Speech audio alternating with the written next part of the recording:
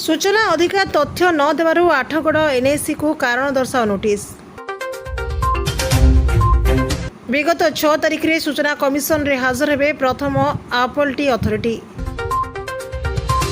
आठगड़ सूचना अधिकार आईन को आखिठार मारी चली विभिन्न विभाग। सूचना आईन अधिकार बल रे तथ्य मगा जाउतले मध्य तथ्य देउ नथिबारु आठगड़ एनएससी को कारण दर्शाओ नोटिस जारी करिसेंती सूचना कमिशन। आसंता 6 तारिख रे आठगड़ एनएससी रा प्रथम अपीलटी अथॉरिटी हाजर हेबे सूचना कमिशन को निकट रे। विवरण जनापड़ी उदय लावण्य संपादक ललाटेन्दु सेनापति गत 2022 मसीह रे आठगड़ एनएससी को तथ्य मागिथिले विजु पट्टनायक कल्याण मंडप उपरे एवं मुक्ता योजना उपरे।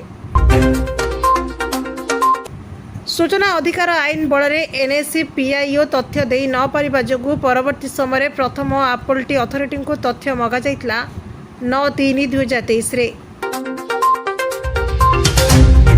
से मध्य तथ्य प्रदान कले नाही, जहा फल 24/4/2023 मसीह रे ललाटेन्दु सेनापति सूचना कमिशन का निकट रे तथ्य न मिलिबा अभियोग रे अभियोग करथिले। सेतेबेले बीजेडी सरकार थिबारु कमिशन मध्य न्याय देबारे विलंब करथिले। 2024 मसीह रे सरकार परिवर्तन हेबा परे नुआ कमिशन आसीबा परे एबे पुराना फाइल सबु खोलिबा आरंभ करिछि।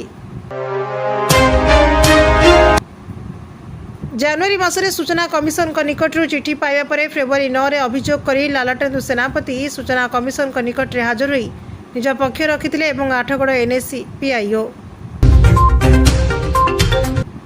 प्रथम आपलटी अथॉरिटी तथ्य देई नथिबा अभियोग करिबा परे सूचना कमिशनर प्राणबिंदु आचार्य आठगड़ एनएससी प्रथम अपीलटी अथॉरिटी को कारण दर्शाओ नोटिस जारी करिसेंती। पूर्व सूचना कमिशन पक्षरु आठगड़ पीआईओ को नोटिस जारी करा जायतिले मध्य से कमिशन का निकट रे हाजर होई नथिले। से दृष्टिकोण सूचना कमिशन पीआईओ एवं प्रथम अपीलटी अथॉरिटी को कारण दर्शाओ नोटिस जारी करिसेंती। ए घटनाटी एवं आठगड़ रे चांचल्य सृष्टि करिछि। सरकार जे उद्देश्य नहीं सूचना आधार रे सूचना कमिशन बसाई से उद्देश्य नहीं सरकार विभिन्न विभाग तथ्य देउनांती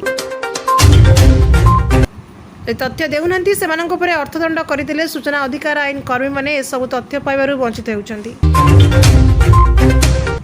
सूचना अधिकार कर्मी माने तथ्य प्रदान करबाकू सूचना कमिशन का निकट रे दाबी करिसेंती।